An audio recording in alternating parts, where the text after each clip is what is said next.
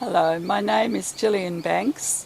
I arrived in Katherine in 1968, and since that time I've been a high school teacher, an historian, an artist and a volunteer and member of the National Trust.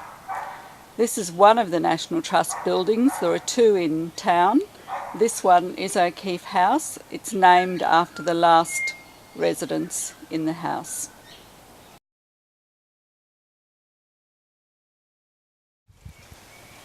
My interest in history and the arts over the last 40 years has led me to be involved in helping to establish the Katherine Museum, the new Arts and Cultural Centre, Hunter House I helped to save, O'Keefe House and the old railway station, the National Trust buildings have now become museums, and this house most of all.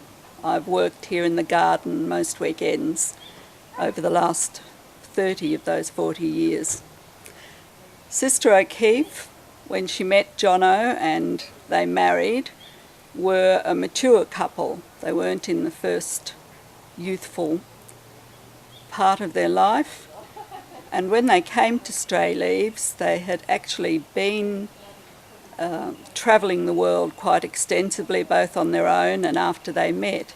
So the name Stray Leaves that they named the little building was really to indicate the tumbling nature of their vagabond lifestyle.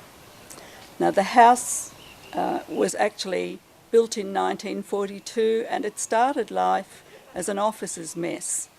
The army were quite a big contingent in Katherine during the war years, and this house, minus its garden of course, was the officers' mess before it became a succession of homes for local people after the army left in 1945.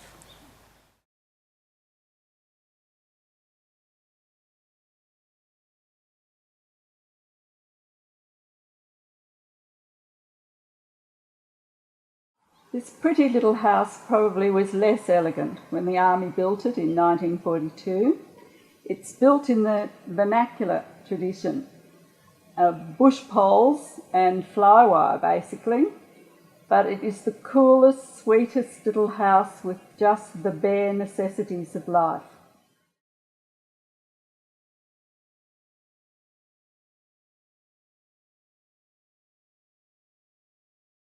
You can see that the sink has a single cold tap over it.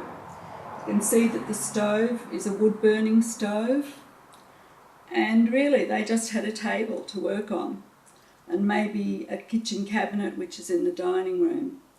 But it's a breezy place. It's narrow and there's cross breeze, and so it's really quite pleasant in here.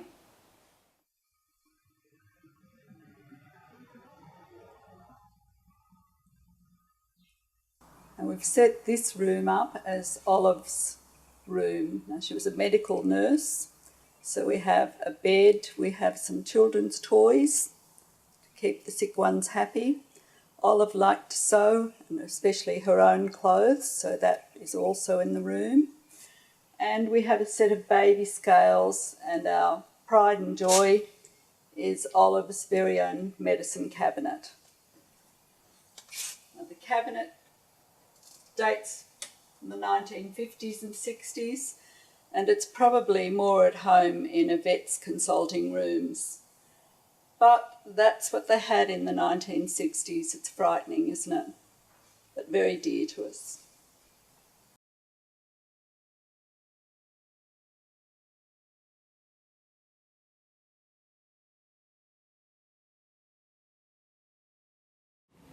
We're now in the main room of the house. You can see that we have an iron bedstead, and Olive in her later years was a stout woman, so there are a set of steps by the bed, a mosquito net which was very necessary, I would have said. Olive was a very dedicated nurse, so we've actually conserved her nursing cape which sits on the bed, and a nurse's uniform as well. Now on the wall are some interesting photographs. The first one is the Katherine Hospital. in the early days with split bamboo outside walls. Then we show Olive with Aboriginal babies in her work in Alice Springs. There's a photo of Olive with Dr. Clyde Fenton alighting from a plane. Now, Olive was always Dr. Clyde Fenton's nurse, and they did a lot of good work together in the area. The last photo is Olive's husband, Jono. Being an Irishman, he was in charge of the drinks, and there he is possibly bottling his own. And the back room, we've called Jono's room. Jono loved to tinker and to make things, and so the back room has paraphernalia that Jono would have used while he was living here. Now this is a comfortable little dining room. It has the kitchen cabinet and it has a Laminex table. Most of the other furniture was actually built by Jono, who happened to be quite a good handyman. Now you might notice here that there is a gun rack, and the gun rack I'm sure would have been for snake control rather than the two-legged intruder. But that was a necessity, living on your own in the bush in the 1950s and 60s. Now, Sister Olive O'Keeffe had a wonderful career as a nurse, and she was actually recognised with the British Empire Medal in the 1960s for her work with Aboriginal babies. And there is still a hospital in Alice Springs that's the Aboriginal Babies Home, and she founded that hospital. She was also awarded the Territorian Woman of the Year in 1965 for her great humanitarian work. And she was a wonderful woman as a gardener as well, so you'll see later on that the garden is a tribute to Olive's care.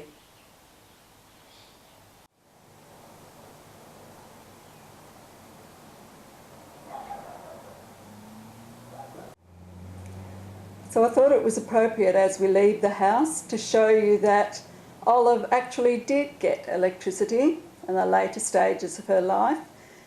She was still here and left the house aged 86, and if the electricity came in the 60s, then I guess she had 16 years of mod cons, you would call them, in her sweet little house. Now Olive had to contend with an outhouse. She had a septic toilet and a shower room outside the house, and behind me is a laundry room that we now use as a garden room. And there are some wonderful old implements there, a chip heater, some old washing machines and cross-cut saws and scythes and push mowers and things we don't even want to look at these days. Now, the National Trust runs on volunteers, and O'Keeffe House is owned by the National Trust, and we have a position here that we advertise each dry season for a caretaker couple with their own caravan to come and live on site in these lovely gardens, to greet customers and to serve Devonshire teas, and also to do a little bit of gardening for us to keep everything looking nice. The newest acquisition is the Sydney Williams hut that was moved to the property 5 years ago, and we now have almost completed its refurbishment, and it has become a place for hire in O'Keeffe Gardens. Sydney Williams was an amazing chap who built these to be flat packed and shipped all over the world, really. Come inside and you can see what I mean. So we're now in the pavilion. The pavilion's a work in progress still, but we have worked very hard. We've fundraised, and we're still working on this building, but it's for hiring out for the community. We have a rudimentary kitchen that I'm standing in, and we also have history boards on the walls, but mainly it's to illustrate the Sydney Williams building setup. Sidney Williams was a very clever man and won awards for his flat pack buildings, and the Territory all have Sidney Williams huts. One man with a spanner and a screwdriver can set up or pull down a Sidney Williams hut, and the army, who moved often, loved Sidney Williams huts. If you look at the structure, you can see that it's built in 10-foot bays. Each bay has windows and doors already in place, and a lovely structure in the ceiling that it's quite beautiful in its own right.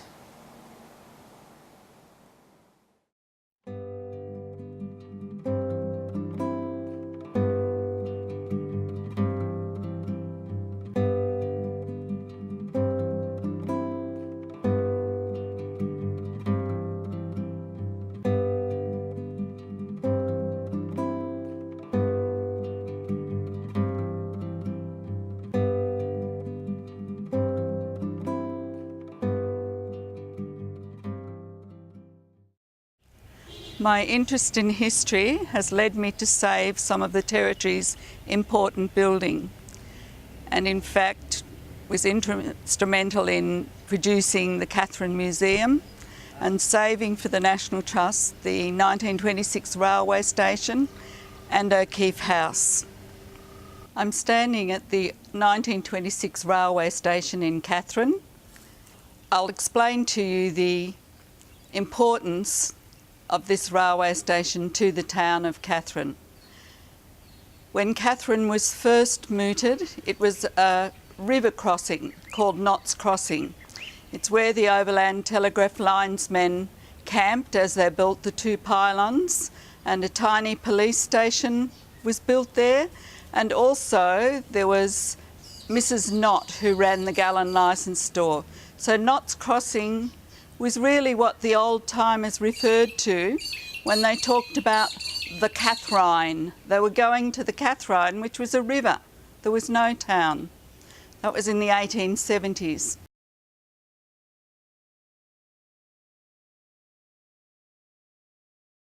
Gold was discovered in Pine Creek in the 1860s, 70s.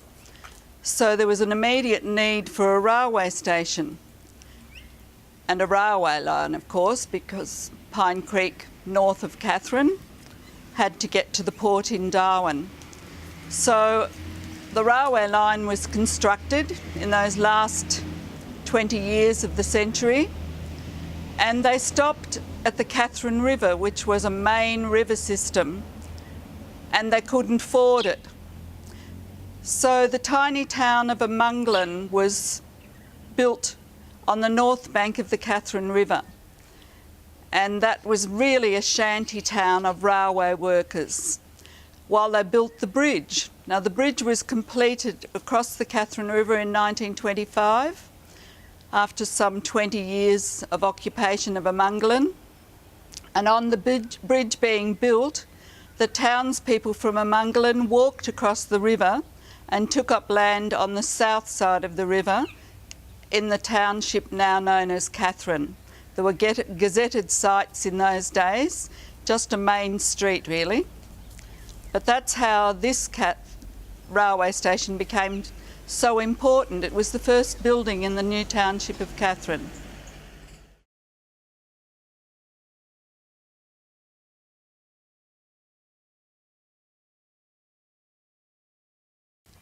I'm sitting at the old Katherine railway station under the veranda on what stands for a platform, and of course the trains aren't coming, there's a new line now. But I want to tell you about this unique building. It's actually of cement slab construction and was built on site using river sand.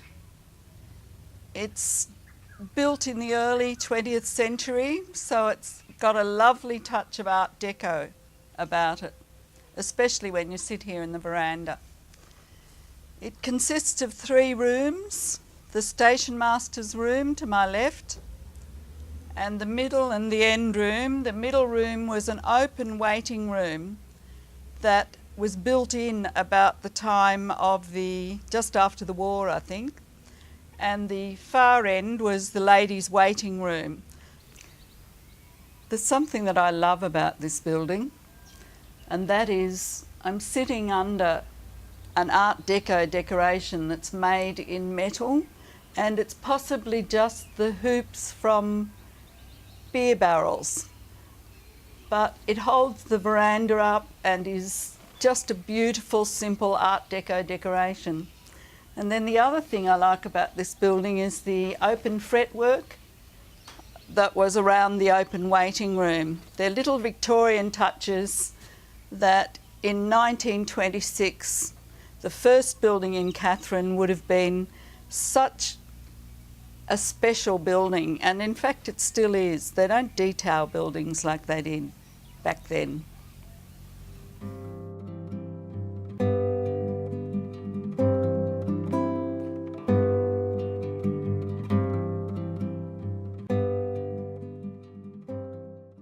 So we're now about to enter the station master's office. So we're now standing in the station master's office. You can see the original counter and the barricade, and this was the private area.